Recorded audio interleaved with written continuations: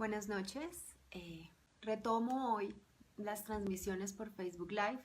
El tema que yo había anunciado para hoy son los grupos de apoyo.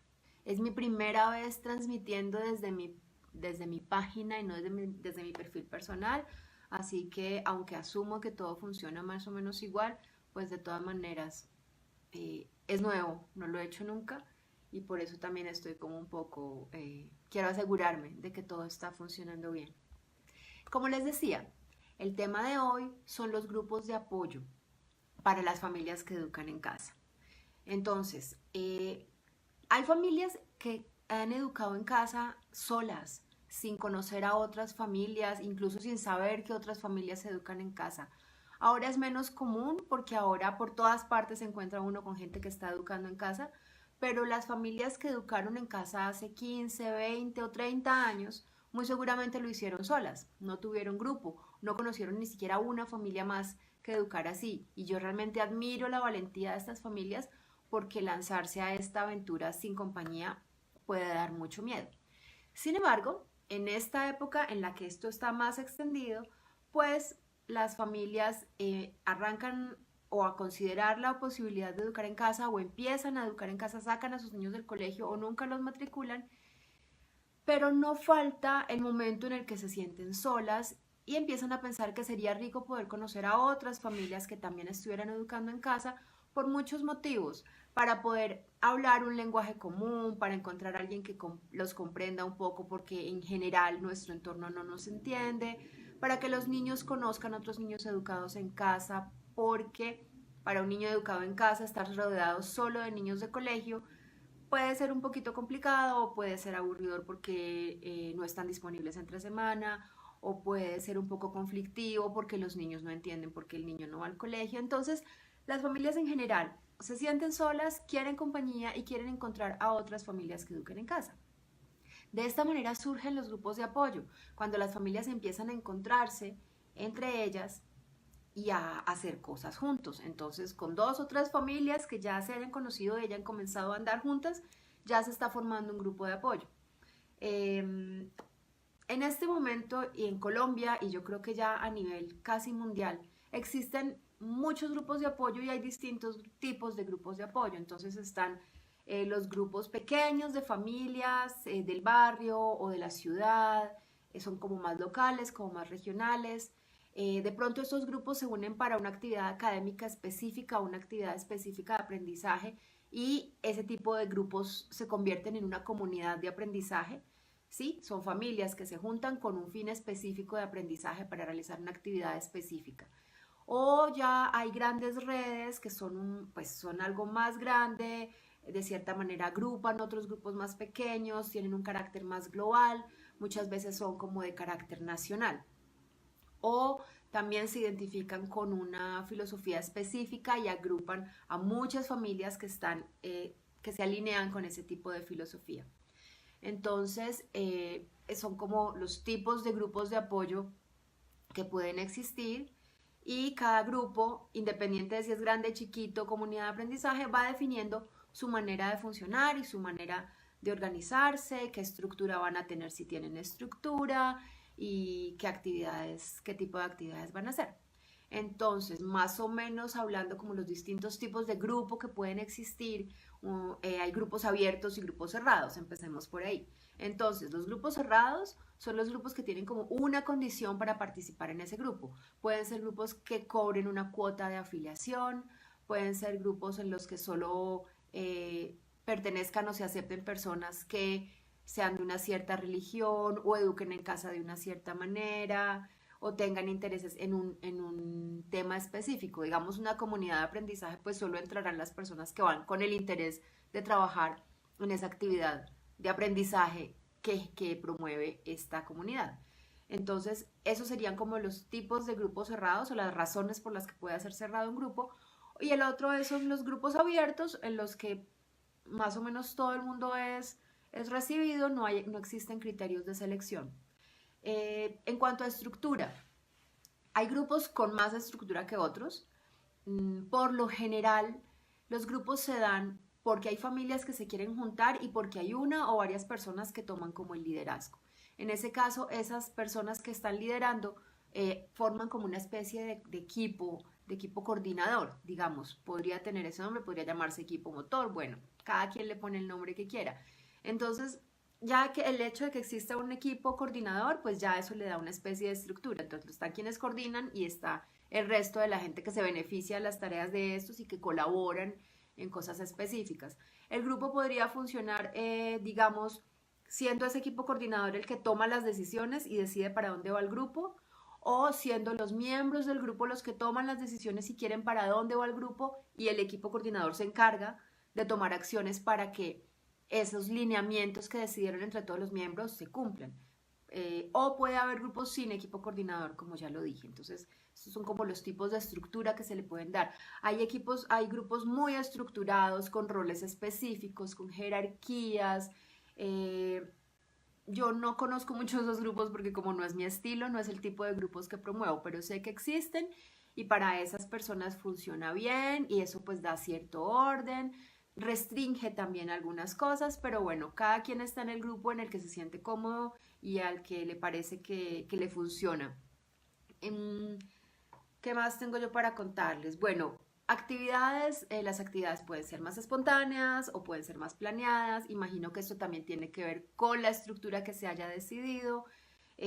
Pueden ser grupos que se reúnen con mucha frecuencia o pueden ser grupos que se reúnen una vez al mes, una vez al mes, una vez a la semana, 2 veces a la semana, o todos los días cuando son parecidas a las COPs que funcionan, que yo he visto que funcionan en Estados Unidos, por ejemplo, que se juntan varias familias, arman una COP y cada papá se encarga o de enseñar una materia o de ayudar con un taller y tienen una programación para todos los días de la semana. Entonces estos grupos se reúnen todos los días de la semana, los que funcionan de esta forma. ¿De qué manera se dan apoyo a las familias que pertenecen a estos grupos?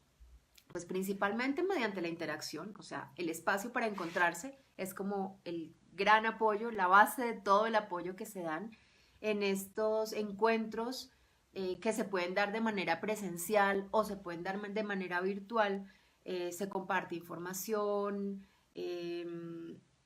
se, se, se comparte experiencia, las familias tienen un espacio como de desahogo para contar qué les está pasando, qué problemas están teniendo, pero otra familia ya pasó por ahí, les cuenta su experiencia y todo eso da tranquilidad y es un apoyo mutuo. Entonces, las familias se pueden encontrar por medio de encuentros virtuales, por medio de charlas en línea, a veces hay foros que ya no se usan tanto los foros, pero todavía existen y siguen siendo una buena herramienta para comunicar y para conversar.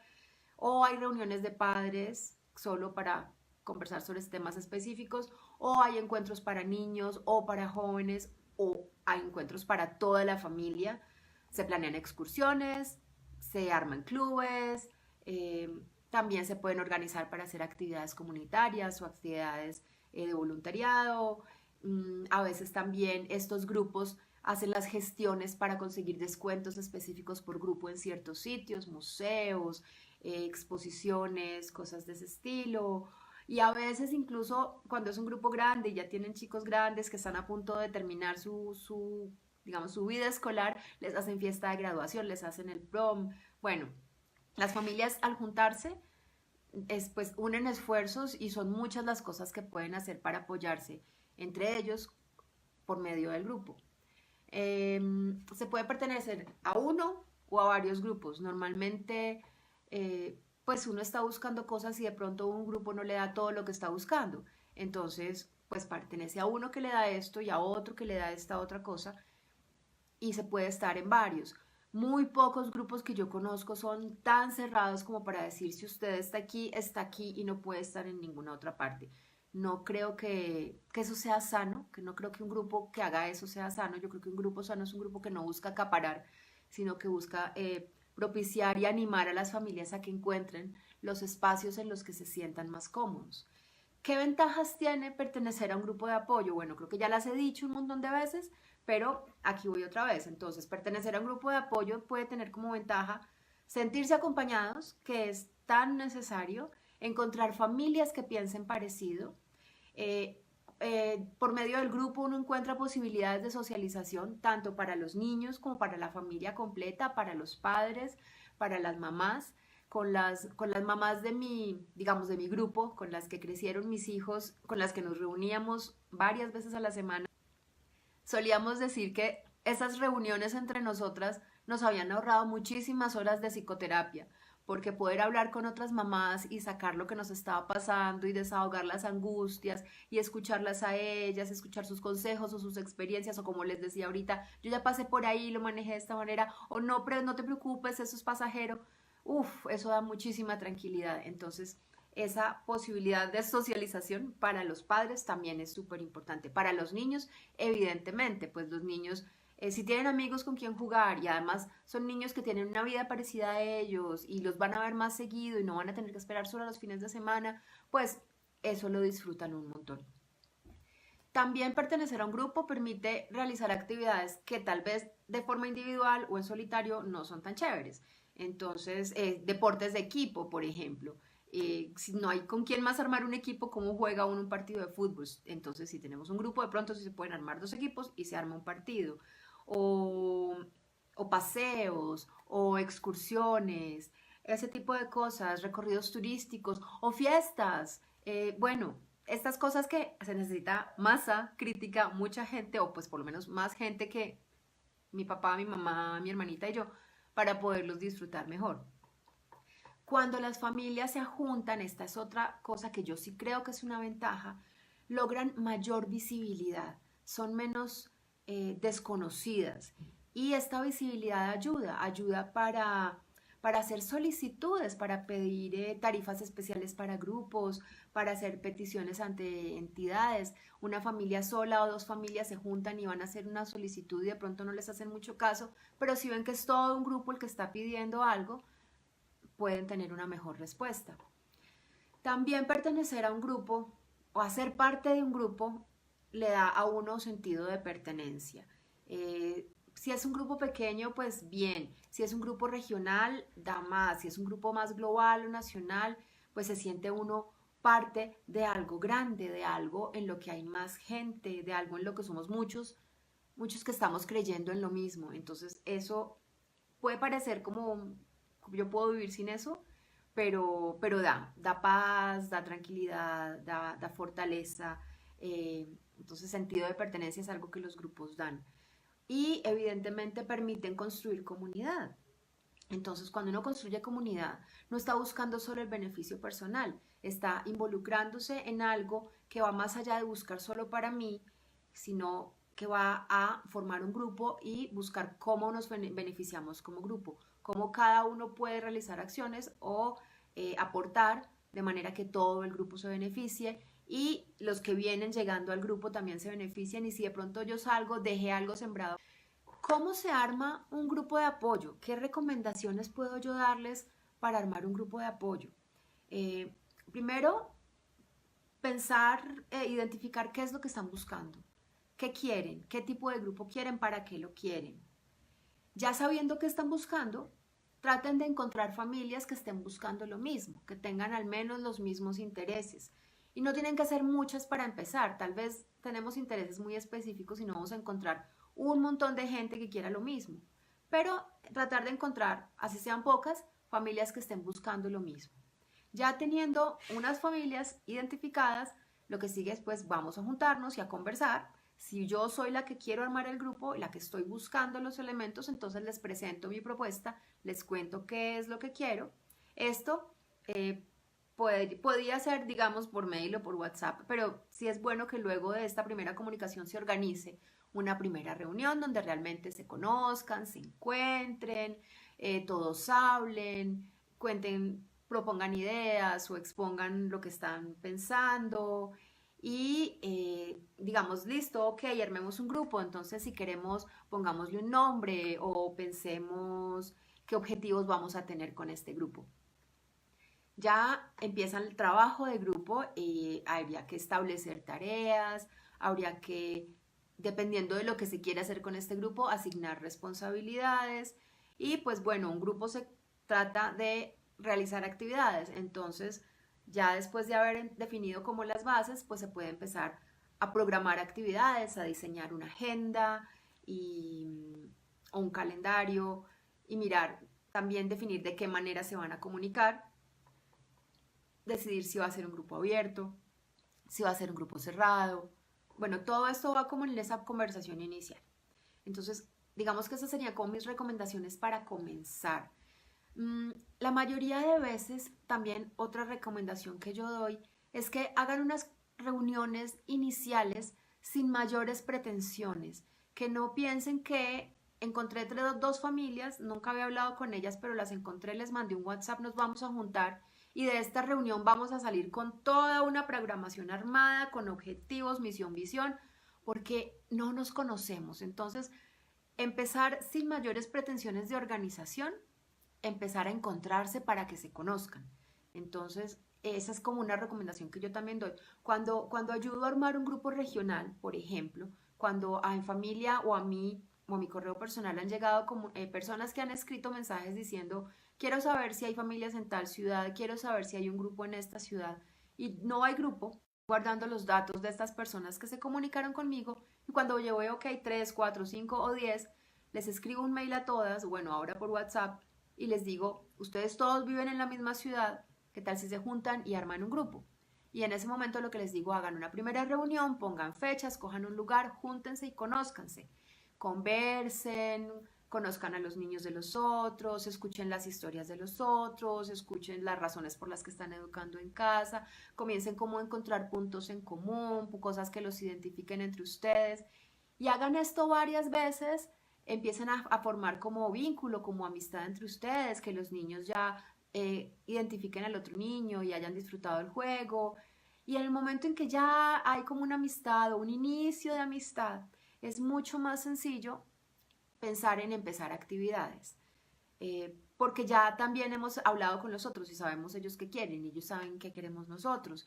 Y ya hemos hecho como lluvias de ideas y ya es más fácil sentarse a decir, ok, creo que a todos nos gustaría tener este tipo de actividad, a todos nos gustaría trabajar por este objetivo específico, entonces ahí ya se puede como dar un poco más de forma a lo que se quiere con el grupo. A menos que sea un grupo que se está formando ya con una idea específica en mente. Digamos, voy a formar una comunidad de aprendizaje, tengo un terreno al que tengo acceso y quiero formar una huerta. Sería rico no trabajarla sola con mis hijos, sino que vinieran otras familias. Entonces, el objetivo del grupo que quiero formar es aprovechar ese terreno y sembrar entre todos, cultivar entre todos y aprender entre todos. Eso es una comunidad de aprendizaje con un objetivo específico. Ahí las familias que llegan ya se sabe que vienen a esto. Pero evidentemente con el paso del tiempo pues va a suceder lo que les digo. Se van a conocer, se van a hacer amigos y es probable que de ahí salgan otras actividades o se cree un grupo más grande y solo unos están trabajando en la huerta, unos hacen parte de esa comunidad de aprendizaje, pero además hay un grupo más grande que hace otras actividades adicionales en la ciudad o en el barrio o en la zona en la que están. Entonces, digamos que es como las cosas que he aprendido en todos estos años desde que comenzamos a formar la red y que poco a poco se fueron organizando grupos en las distintas ciudades y que he visto gente que se ha formado, se ha juntado en comunidad de aprendizaje con un objetivo específico. Es más o menos como las dinámicas que he podido observar en la creación de grupos. Claro que se puede vivir sin un grupo de apoyo. Como les decía al principio, mucha gente ha hecho educación en casa sin pertenecer a ningún grupo. No es indispensable, no es una condición para poder empezar. Porque, lo digo, porque cuando yo veo a las familias que están pensando en tomar la decisión, se ponen un montón de frenos y se ponen un montón de condiciones. Entonces, yo no puedo empezar hasta que no sepa cómo se certifica. Yo no puedo empezar hasta que no tenga el currículo comprado. Yo no puedo empezar hasta que no esté en un grupo de apoyo y conozca a otras familias. Entonces, no es una condición para empezar, no es indispensable, no es obligatorio, pero claramente caminar acompañados con otros pues aligera bastante el viaje en muchos momentos. Entonces, lo que yo les recomiendo es que si tienen la posibilidad de pertenecer a un grupo de apoyo, se unan. Si pertenecen a un grupo de apoyo, procuren aportar, procuren trabajar para el grupo, no solo entrar a un grupo de apoyo a ver qué reciben. No, yo vengo a este grupo a ver aquí qué planean, qué programan y a qué actividades de las que programan voy. Propongan ustedes también, ofrézcanse a colaborar, piensen de qué manera pueden dar algo que está haciendo falta en el grupo. No sean receptores pasivos, eso es algo que dificulta mucho la labor de los grupos, saber que en este grupo hay 20 familias, pero son solo 3 las que planean siempre. Las que planean siempre están haciendo esto de manera voluntaria la mayoría de las veces y terminan agotándose porque no, digamos, a veces planean y la gente no llega, entonces no hay respuesta a su trabajo, o porque es mucho trabajo y el tiempo no les da, porque somos mamás y papás que educamos en casa y de todas maneras tenemos la labor y la dedicación que necesitan nuestra casa y nuestros hijos y estamos sacando un poquito de ese tiempo para trabajarle al grupo. Entonces, si somos muchos, sacando un poquito del tiempo para trabajarle al grupo, pues el grupo anda más, se hacen más cosas, funciona mejor y a cada persona que está colaborando le toca menos trabajo y le toca más suave y va a tener más motivación para mantenerse ahí. Porque a veces los que trabajan y trabajan, se cansan, se van y ya, y el grupo pierde un elemento muy valioso que hacía muchas cosas. Entonces, esa es otra petición más que de recomendación. Si hacen parte de un grupo, aporten. No sean receptores simplemente pasivos, aporten porque eso alimenta al grupo y hace que se mantenga y hace que crezca y al crecer el grupo y mantenerse el grupo pues son más las familias que se van a poder beneficiar. En Colombia hay redes y hay grupos y hay comunidades de aprendizaje. No nos conocemos todos entre todos, pues yo coordino y pertenezco a la red en familia y pues puedo hablar por los grupos de la red, por los grupos regionales, por las ciudades en las que hay grupo. Si tienen dudas con respecto a eso, si quieren saber si en su ciudad hay grupo porque aún no lo han encontrado, pregúntenme. Yo con mucho gusto los conecto con la gente que conozca en sus ciudades. Sé que hay otras redes, por ejemplo, la red de familias cristianas, como les decía al principio, esa es una red cerrada. A esa red únicamente pueden pertenecer familias que son cristianas. Esa funciona de esa manera, tiene más estructura y tiene una jerarquía. Si ustedes son familias cristianas a las que les interesa, además de estar en los grupos que ya están, pertenecer a la red de familias cristianas, también pues les doy el contacto para que los busquen y para que pues se pongan en comunicación con ellos. También esa red tiene grupos en distintas ciudades. Por lo general lo que yo he visto es que hay muchos grupos pequeñitos y hay grupos de juego, grupos de encuentro y comunidades de aprendizaje. Eso es lo que hay más y están todos muy sueltos. Sería muy rico poder encontrar la manera de que nos comuniquemos entre todos porque si uno no sabe que alguien está haciendo lo que yo quiero, o empiezo un grupo y hago doble trabajo, o me pierdo de participar en esa otra experiencia. Entonces, a mí me encantaría poder saber cómo tener contacto entre los distintos grupos para que no estemos tan solos y tan aislados. Pero bueno, entonces eso es lo que les puedo contar yo sobre los grupos de apoyo en Colombia. Hay muchos grupos, ya cada vez es más fácil encontrar con quién juntarse. Creo que las familias que se sienten solas es porque les ha faltado un poquito más de trabajo en buscar otras familias, porque otras familias sí hay muchas. A veces es difícil encontrar familias con las que uno se sienta cómodo, o familias que piensen parecido, o familias que estén buscando lo mismo. Pero a medida que hay más y más y más familias, pues va a haber un, una mayor posibilidad de encontrar familias que se parezcan a la mía o con las que yo me sienta bien.